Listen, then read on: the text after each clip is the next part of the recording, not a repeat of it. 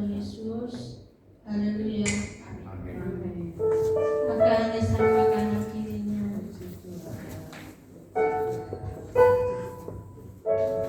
Selamat tahun baru. Masih lama kali. Lewat. Ya, Idul Fitri. Kita mengangkat pujian. Mari kita sama-sama.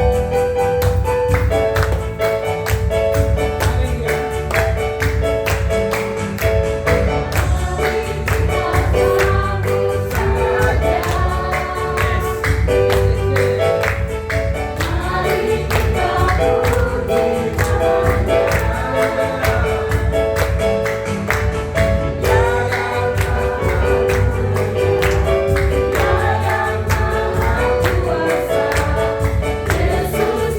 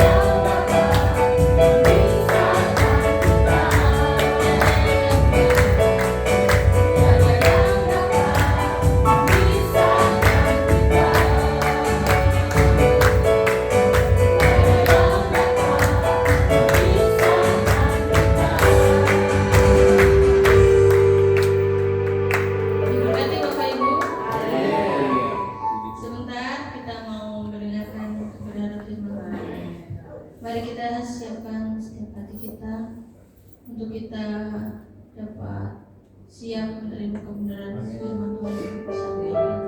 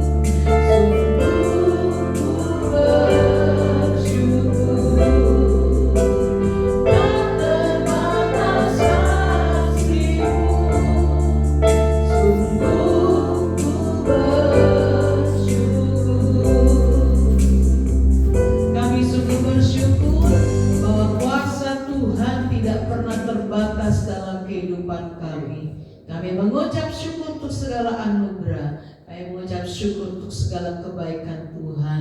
Kami sebentar akan mendengarkan kebenaran firman Tuhan. Kami tahu lewat kebenaran firman Tuhan ada satu kemenangan, ada satu pertolongan, bahkan ada satu Tuhan jawaban yang Tuhan kerjakan atas kehidupan kami. Kami berdoa segala penguasa di udara dan mengganggu setiap konsentrasi kami. Kami bersatu hati kami malah kami katakan dalam nama Yesus dan Roh Allah, Roh Tuhan yang memberkati kami pada saat malam hari ini. Di dalam nama Tuhan Yesus kami berdoa kepada Tuhan. Haleluya. Amin. Tuhan silakan duduk. Bapak Ibu Saudara, kita sungguh sangat bersyukur ya pada saat sore hari ini ya, pada saat sore menjelang malam ya.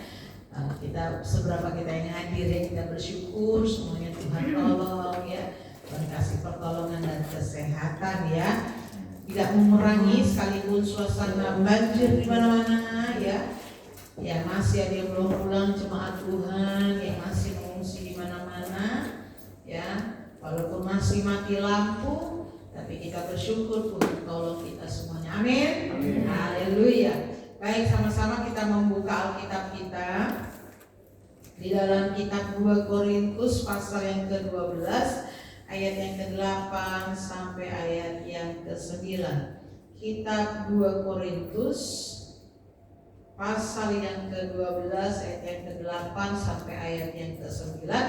Kita akan baca bersama-sama pada hitungan yang ketiga. 1, 2, 3. Tentang hal itu aku sudah 3 kali berseru kepada Tuhan. Sudah ketemu ayatnya? 2 Korintus pasal yang ke-12 ayat yang ke-8 sampai ayat yang ke-9. Sudah dapat? Lu bingung nih, Alkitabnya di mana? 2 Korintus 8. 2 Korintus 12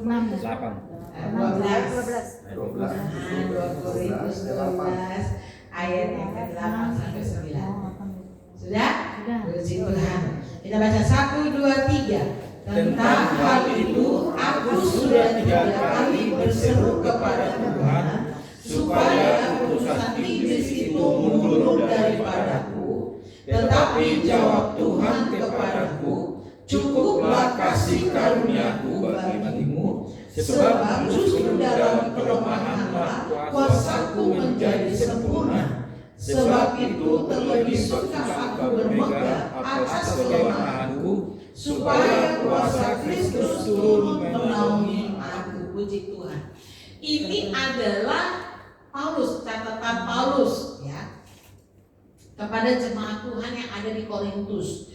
Rupanya Paulus ini sudah 3 kali berdoa. Dia berdoa, dalam doa yang pertama ya Tuhan jawab ya. Tetapi jawabannya apa? Cukuplah kasih karuniaku bagimu. Berdoa lagi yang kedua ya Tuhan jawab. Tetapi perkataan Tuhan adalah cukuplah kasih karuniaku bagimu. Doa yang ketiga jawabannya sama. Jadi artinya begini, ada doa yang dijawab tapi tidak dikabulkan. Ternyata ada doa nih yang kita doakan, Tuhan jawab gak? Jawab. Semua doa Tuhan jawab, tapi ada yang tidak dikabulkan. Kalau kita baca di Alkitab ya, di dalam kitab Yesaya pasal pertama ayat 15 sampai ayat yang ke-16, doa yang tidak dijawab itu kenapa? Karena ada dosa. Kita coba lihat dulu. Kita coba dulu ya, kita lihat Alkitab kita. Di dalam Yesaya, itu dalam perjanjian lama, kitab Yesaya pasal yang ke-1, Yesaya pasal pertama ayat yang ke-15 sampai ayat yang ke-16 bunyinya begini. Kalau sudah dapat, Bapak Ibu boleh melihat Alkitabnya. Yesaya itu berkata dalam Yesaya pasal pertama ayat 15 sampai 16, apabila kamu mengadakan tanganmu untuk berdoa, aku akan memalingkan mukaku. Bahkan sekalipun kamu berkali-kali berdoa, aku tidak akan mendengarkannya, sebab tanganmu penuh dengan darah. Ayat yang ke-16, basuhlah, bersihkanlah dirimu, jauhkanlah perbuatan-perbuatanmu yang jahat dari depan mataku. Bapak Ibu, supaya untuk diketahui, doanya Paulus itu memang tidak dijelaskan doanya untuk apa. Enggak dijelasin nih secara khusus doanya itu untuk apa. Sehingga banyak orang menafsirkan. Ada orang yang menafsirkan gini, Paulus memang adalah orang yang keras, karena dalam setiap tulisannya dia keras. Dia tegur jemaat yang salah, ya, yang berdosa, yang nggak benar dia tegur. Tetapi dalam kehidupan pribadinya ternyata dia adalah orang yang lemah. Sehingga banyak sekali orang seringkali ingin, ya, ini dari tafsiran yang lain. Tapi tafsiran yang kedua adalah Paulus itu kita bisa lihat ya dalam kitab Korintus juga. Dia mengalami dicambuk, ya kan, di penjara, kapalnya kandas sekarang, ya kan. Bahkan dia harus sepertinya mau, ya, sudah dipatok sama ular lagi kan. Wah, banyak yang dialami. Sehingga dia berdoa. Tapi ada juga yang menuliskan, penulis yang lain, ya, orang yang mengartikan kelemahannya itu apa. Yang ketiga adalah dia punya penyakit. Paulus itu punya penyakit. Penyakitnya apa? Berbicara tentang mata. Kenapa? Karena setiap tulisan Paulus itu besar-besar. Jadi dia punya kekurangan dalam matanya, kelemahan dalam matanya. Nah, itu banyak sekali yang menuliskan tentang itu. Sehingga Paulus itu berdoa kepada Tuhan 3 kali. Dia berdoa, Tuhan jawab gak? Jawab. Tapi apa? Tidak dikabulkan. Karena dalam kata-kata Tuhan katakan gini, cukuplah kasih karuniaku bagimu. Gak dikabulkan. Nah, doa yang gak dikabulkan kalau dalam kitab Yesaya, kenapa? Yesaya pasal 15 berkata, waktu kamu berdoa, kamu mengadakan tangan untuk berdoa kepada Tuhan bilang, Tuhan malingkan muka. Lalu dibilang apa lagi? Aku tidak akan mendengarkannya. Lalu apa lagi di sana? Aku bahkan dikatakan, pokoknya aku nggak mau dengar. Kenapa? Karena ada dosa. Apakah pertanyaannya Paulus ada dosa? Tidak. Tetapi doa yang tidak dikabulkan salah satunya ada dosa. Kalau kita lihat dalam kitab Yesaya. Jadi ada doa-doa yang dijawab tapi nggak dikabulkan. Seringkali kita berdoa ya, Tuhan tolong saya, Tuhan, saya ingin A, saya ingin B. Mungkin waktu kita sakit, Tuhan tolong sembuhkan. Tuhan jawab nggak? Jawab. Tapi Tuhan kabulkan tidak? Tidak.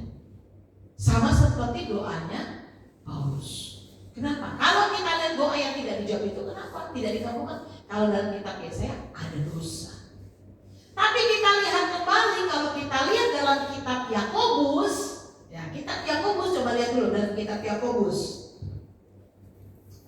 Kita agak sedikit membuka Alkitab. Dalam kitab Yakobus itu perjanjian baru, sudah mau terakhir ya. Setelah Ibrani itu ada Yakobus. Surat Yakobus pasal pertama ayat 6 sampai ayat yang ke-7 berbunyi demikian. Yakobus pasal pertama ayat 6 sampai ayat yang ke-7. Hendaklah ia memintanya dalam iman dan sama sekali jangan bimbang. Sebab orang yang bimbang sama dengan gelombang laut yang diombang-ambingkan kian kemari oleh angin. Ayat yang ke-7. Orang yang demikian janganlah mengira bahwa ia akan menerima sesuatu dari Tuhan. Yang kedua apa? Kenapa doa tidak dikabulkan? Dijawab tapi tidak dikabulkan. Kenapa? Karena bimbang. Kenapa? Karena ragu. Kita ada doa nih sama Tuhan. Tuhan berkati saya minta rumah, kata begitu. Kita berdoa, kita minta rumah. Setelah kita berdoa minta rumah, waktu kita lihat, ya, kita lihat angsurannya, cicilannya, kan begitu ya. Lalu kita lihat hidup kita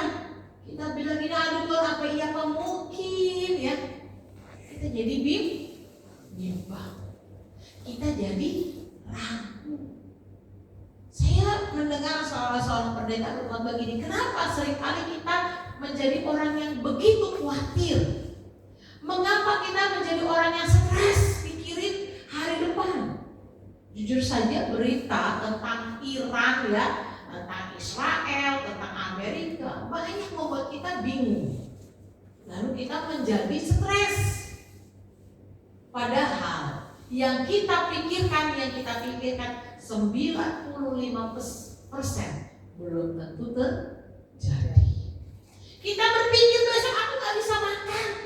Bagaimana besok anak saya kuliah? Bagaimana besok kita pikirkan. Padahal 95%-nya yang kita pikirkan belum tentu terjadi. Sehingga waktu kita berdoa kita gak dengan iman. Kita ragu, kita bimbang. Apa iya Tuhan? Apa bisa? Apa mungkin? Lalu kita ragu. Kita berdoa di sama Tuhan. Tuhan, saya berdoa kepada Tuhan. Tolong Tuhan. Tapi kita mikir, Tuhanku ini sehari, 2 hari, 3 hari. Lalu kita mulai berpikir, loh kenapa Tuhan? Lalu kita mulai ragu. Kita gak lagi mendoakan. Kita gak lagi berdoa kepada Tuhan. Kenapa? Karena kita bimbang. Karena kita ragu. Nah, Alkitab bilang orang yang demikian janganlah mengira bahwa dia akan menerima sesuatu daripada Tuhan. Kalau engkau bekerja waktu engkau berdoa, percayalah bahwa Tuhan akan menolong memberkati pekerjaan. Kalaupun engkau berdagang, berdoalah, percayalah bahwa Tuhan pasti akan menolong dan memberkatimu. Kalau engkau sakit, percayalah, berdoalah kepada Tuhan bahwa engkau akan menerima satu kesembuhan iman. Alkitab katakan Abraham itu gak punya dasar, gak ada dasar dia untuk beriman, tapi dia tetap beriman. Makanya dikatakan Abraham adalah bapa orang percaya, bapa orang beriman. Kenapa Abraham bisa dikatakan bapa orang percaya, bapa orang beriman? Pada waktu dia itu ingin menyerahkan anaknya, Tuhan bilang bawa anaknya ke atas gunung. Gak dikasih tahu untuk mempersembahkan. Bawa, dia betul-betul bawa. Di atas gunung Tuhan bilang persembahkanlah anakmu. Apakah Abraham percaya tetap terus kepada Tuhan? Tetap percaya, dan dia betul-betul ingin menyerahkan anaknya kepada Tuhan. Tuhan lihat kesungguhan hatinya. Dan waktu dia ingin mempersembahkan anaknya, Tuhan bilang stop. Tuhan katakan stop. Aku sudah menyediakan binatang, domba, pengganti anakmu. Tapi Abraham dari awal tidak pernah ragu, dia tidak pernah bimbang, dia percaya kepada Tuhan. Ini yang harus saya dan Bapak Ibu Saudara untuk miliki. Seringkali Tuhan jawab doa kita, tapi belum Tuhan kabulkan. Kenapa?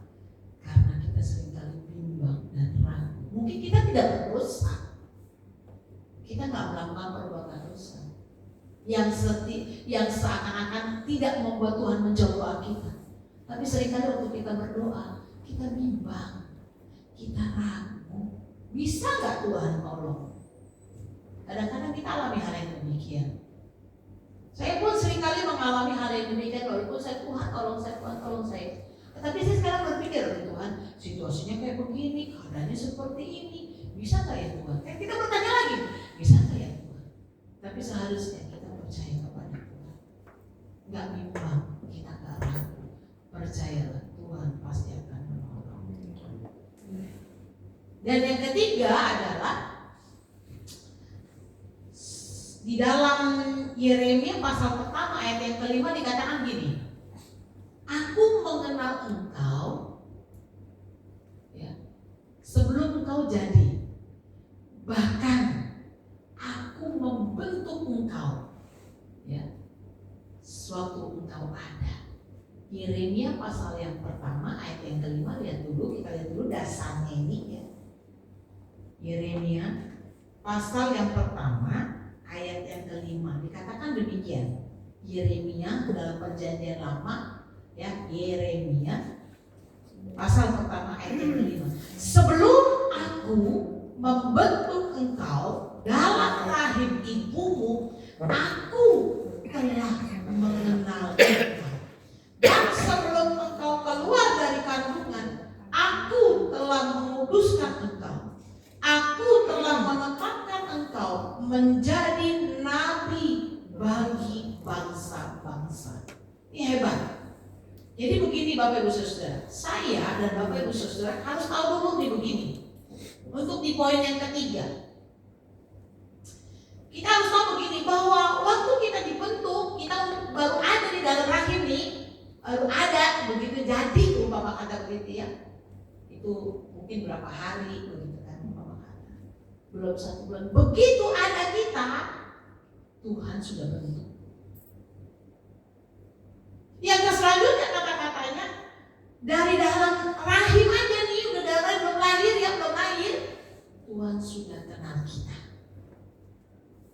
Di kata-kata selanjutnya, sebelum engkau keluar, belum berojol, belum lahir nih, kita belum lahir, masih dalam perut, Tuhan katakan, aku telah menguduskan engkau dan telah menetapkan engkau. Dasar sebenarnya kata-kata ini. Lalu kenapa ayat ini disambungkan dengan doa yang dijawab tapi tidak dikabulkan? Begini Bapak Ibu Saudara. Poin yang ketiganya begini. Saya yakin dan percaya kalau Tuhan tidak menjawab doa kita, ada satu rencana Tuhan yang harus tetap terjadi. Kenapa? Karena dalam Yeremia pasal pertama ayat yang kelima, Tuhan katakan, aku ini pembentuk engkau. Jadi Bapak Ibu Saudara, jangan pernah bilang, oh saya ada, itu karena emak bapak saya. Betul, memang karena emak bapak kita. Tapi peristiwa itu terjadi, itu Tuhan yang bekerja di dalamnya. Sehingga sangat berdosa sekali kalau kita sampai membuang janin, ya kan? Membuang bakal janin. Kenapa? Karena daripada waktu sudah ada, Tuhan membentuk, Tuhan mengenal, bahkan Tuhan menetapkan kita. Nah, doa yang tidak dikabulkan kenapa? Karena dalam poin yang ketiga ada rencana Tuhan yang tetap akan terjadi. Salah satu contohnya, saya akan bawa Bapak Ibu Saudara kepada satu peristiwa dalam Alkitab tentang Yusuf. Siapa Yusuf? Anak daripada lupa ini. Ishak dan Yakub. Ishak dan Yakub kakak beradik. Tapi Yusuf anak daripada Yakub. Ya kan? Yakub itu punya 12 anak. Ya. Bangsa Israel itu dari keturunan bangsa Israel. Tetapi Yusuf ini di Mesir menjadi orang nomor berapa?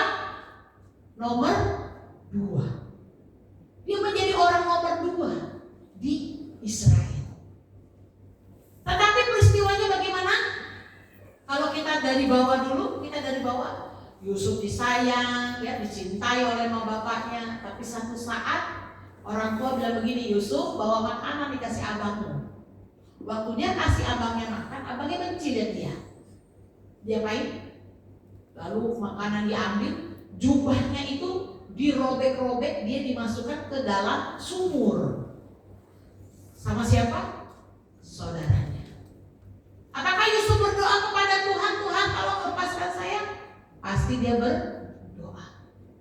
Tapi tetap terjadi. Sehingga apa yang terjadi? Waktu Yusuf sudah dimasukkan dalam sumur, dia mau dibunuh.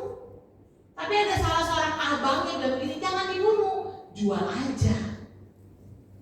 Jual, biar dia dijadikan budak, kita dapat uang. Pada waktu dia diangkat keluar, pada waktu dia dijual, apakah dia berdoa kepada Tuhan? Berdoa. Tapi dikabulkan gak doanya? Tidak. Dia tetap harus dijual untuk jadi apa? Budak. Jadi budak. Anak orang kaya loh jadi budak. Dijual jadi budak, dibawa ke Mesir. Dijual lagi kepada siapa? Potifar. Jadi apa? Budak, jadi hamba, jadi pelayan. Dia kerjain semuanya, dia kerjakan apapun dia kerjakan. Enak gak? mulai disayang. Tiba-tiba istri Potifar suka kepada Yusuf. Dan apa yang terjadi? Yusuf lari, istri Potifar tarik bajunya, dan istri Potifar mulai fitnah Yusuf. Dia berdoa kepada Tuhan supaya dilepaskan masalah itu. Pasti dia berdoa. Dia minta dilepaskan. Tapi itu tidak pernah terjadi. Tuhan tidak kabulkan doanya. Sehingga apa yang terjadi? Dia harus dimasukkan dalam penjara. Katamu siapa? Juru minum dan juru roti. Daripada Raja Mesir. Juru minum dan juru roti Raja Mesir. Di sana dia berbincang-bincang bertemu. Dia tolong nih salah satunya, juru minum dan juru roti, dia tolong satu-satunya. Nanti kamu akan dibebaskan. Aku mimpi, Yusuf. Nanti kamu mimpinya gini-gini. Yusuf bilang, kamu nanti akan dibebaskan. Nanti kalau kamu dibebaskan, ingat saya ya. Dibebaskan nggak mereka? Dibebaskan. Ingat Yusuf tidak? Tidak. Apakah Yusuf dalam pada waktu itu berdoa, Tuhan tolong supaya dia ingat saya, supaya dia bebaskan saya? Ingat tidak? Enggak. Tuhan kabulkan nggak doanya? Tidak. Dan apa yang terjadi? Setelah itu peristiwa terjadi kira-kira 2 tahun loh. 2 tahun setelah orang itu sudah ditolong oleh Yusuf, tapi nggak ingat kebaikan Yusuf. Dan setelah selang 2 tahun, baru Yusuf diingat, diajukan kepada Raja Firaun. Dan Yusuf pada waktu itu, waktu dia mengartikan mimpi itu, dia berkata demikian, baru Raja Mesir, Raja Firaun angkat Yusuf jadi orang nomor 2 di Mesir. Pertanyaannya, dari peristiwa yang paling bawah pada waktu dia ditangkap, dijual oleh kakak-kakaknya, doanya dijawab gak? Jawab. Tapi dikabulkan tidak? Tidak. Ya nggak dikabulkan.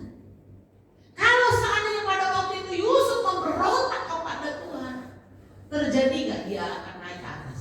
Tidak akan pernah. Jadi maksud saya, doa seringkali kita tidak dikabulkan, doa kita nggak dijawab. Tapi karena ada rencana Tuhan yang harus terjadi bagi saya dan Bapak Ibu Saudara. Lalu saya banyak berdoa Bapak Ibu Saudara untuk pelayanan pekerjaan Tuhan. Waktu saya dengan Bapak Gembala masih pacaran, kami buka di Taman Elang. Lalu itu tidak berjalan. Setelah kami menikah, kami buka di Duta Bintaro. Berdoa enggak? Berdoa. Itu kontrak di Duta Bintaro betapa mahalnya, 14 juta pada waktu itu. Berdoa siang malam, Tuhan kirim jiwa-jiwa nyanyi ibadah terus. Hanya 2-3 orang. Kita berdoa, kita bernyanyi, Tuhan tolong kirim jiwa-jiwa. Ini kontrakan mahal, supaya Tuhan tolong bisa berjalan. 2 tahun lewat masa itu tidak ada jiwa, tidak ada penambahan jiwa. Lalu kami tutup di Duta Bintaro. Tidak berapa lama kami buka lagi di Tangerang Elok. Kami pernah buka di Tangerang Elok Bapak Ibu Saudara. Apakah berjalan? Kami berdoa, Tuhan tolong kirim jiwa-jiwa. Apakah Tuhan kabulkan doa itu? Tidak Bapak Ibu Saudara. Berapa banyak tempat yang kami buka, sampai memang pada satu saat, satu ketika menjadi kesaksian saya. Pada waktu saya tidur, saya berdoa, Tuhan tolong. Kami sudah tidak buka pelayanan, hanya bantu pelayanan. Kita tidak buka pelayanan. Tapi saya pernah berdoa, saya ingat sekali pada waktu saya berdoa, Tuhan tolong, kami rindu untuk melayani. Tuhan tolong, Tuhan tolong. Satu saat saya seperti mimpi di bawah jalan ya bersama dengan beberapa orang gitu. Dan sepertinya Tuhan yang ada di depan itu mimpi, lalu jalan di pinggir danau. Banyak pohon-pohon, danau tapi danau. Lalu sebenarnya suara seperti tidak begini, nanti kamu akan buka di sini. Dan pada waktu sudah mulai buka di sini, saya baru ingat tuh danaunya ada tuh ya, ada danau. Bukan seperti itu. Dan memang pada waktu itu terjadi, rasanya gampang dimudahkan. Tapi pada waktu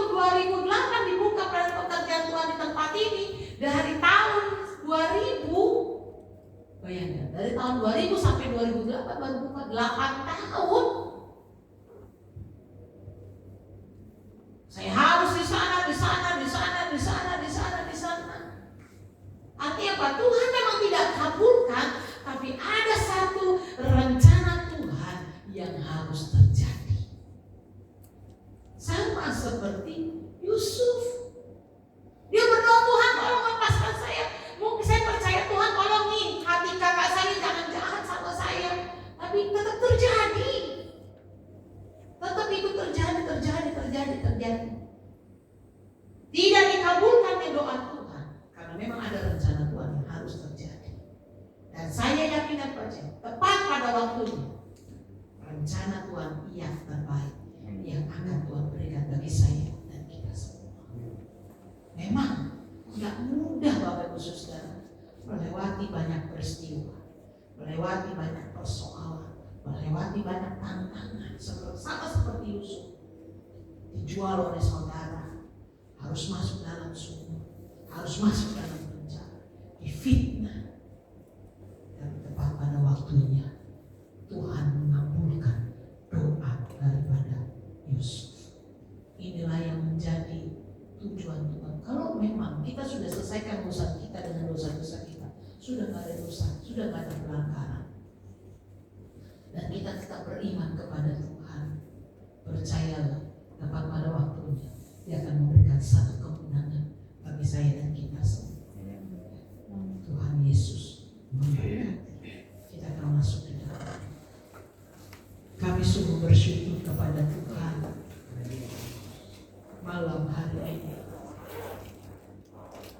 Ada banyak Tuhan kesulitan, ada banyak masalah, ada banyak persoalan yang sering kali berganti. Kami sudah berdoa kepada Tuhan dan Tuhan menjawab doa kami. Tapi satu kerinduan kami, Tuhan bukan hanya menjawab, tapi Tuhan mengabulkan setiap doa-doa yang kami naikkan kepada Tuhan. Ampuni Tuhan sekiranya ada dosa, ada kesalahan, ada pelanggaran yang sering kali kami lakukan. Tuhan tolong ampuni kami. Dan ketika kami bimbang, ketika kami ragu, Tuhan juga tolong ampuni kami. Biarlah kami tetap terus beriman kepada Tuhan. Kami tetap terus percaya kepada Tuhan. Karena kami tahu Tuhan, tepat pada waktunya Tuhan akan mengabulkan setiap doa kami. Karena kami tahu ada rencana Tuhan yang harus terjadi dalam hidup kami. Satu rancangan yang terbaik, rancangan yang luar biasa. Karena kami tahu rancangan masa depan yang Tuhan kerjakan adalah rancangan masa depan yang luar biasa. Terpujilah nama Tuhan, kekal untuk selama-lamanya. Kami serahkan hidup kami ke dalam tangan Tuhan, karena kami tahu kami punya Tuhan yang luar biasa. Kami punya Tuhan yang hebat, Tuhan yang menolong, memberikan kami kesembuhan, memberikan kami pertolongan, bahkan memberikan kami satu kemenangan. Di dalam nama Tuhan Yesus kami berdoa kepada Tuhan. Haleluya. Amin.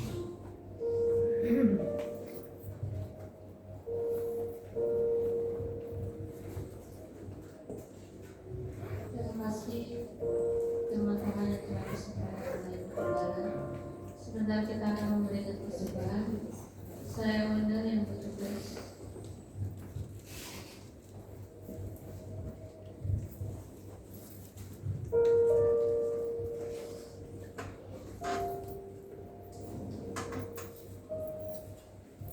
Kita berdoa. Tuhan Yesus, terima kasih atas firman-Mu hari ini. Kiranya kami Tuhan semakin percaya atas kasih kuasa-Mu ya Bapa. Sebentar Tuhan kami akan memberikan persembahan kami. Kiranya Tuhan memberkati kami selalu. Haleluya Bapa. Amin.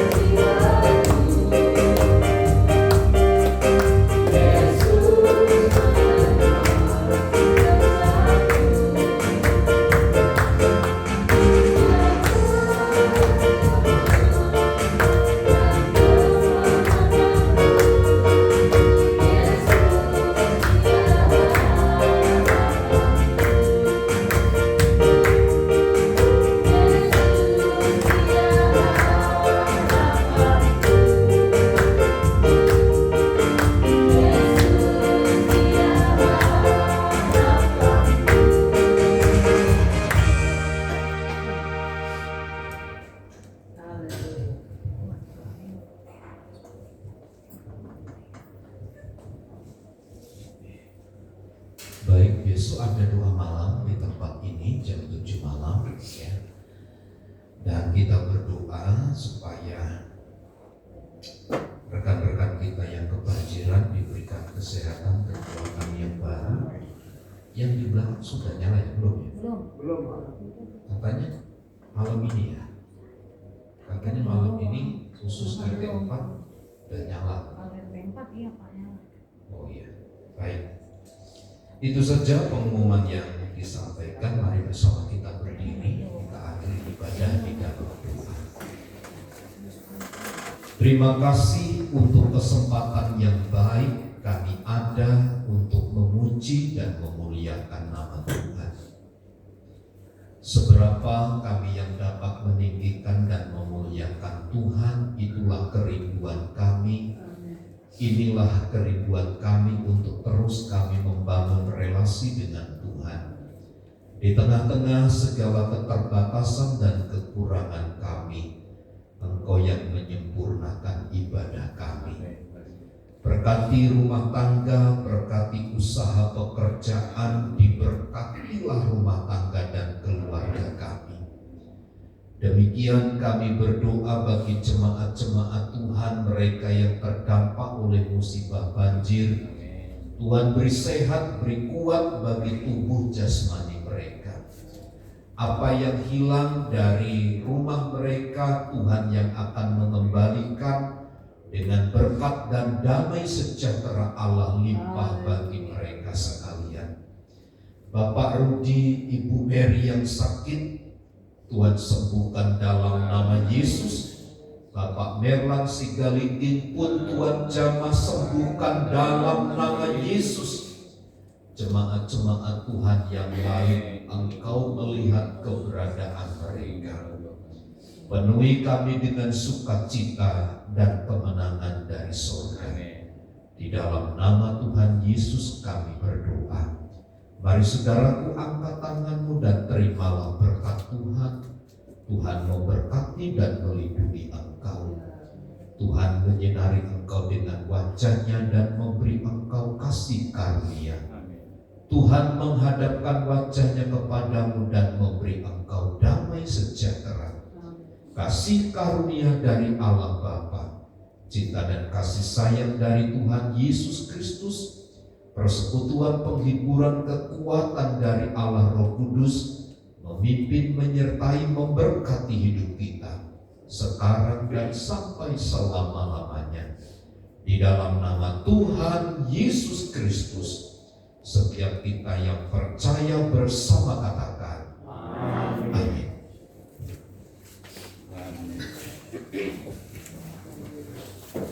Belakang nggak nyala lampu, tapi guanya belum dikabulkan.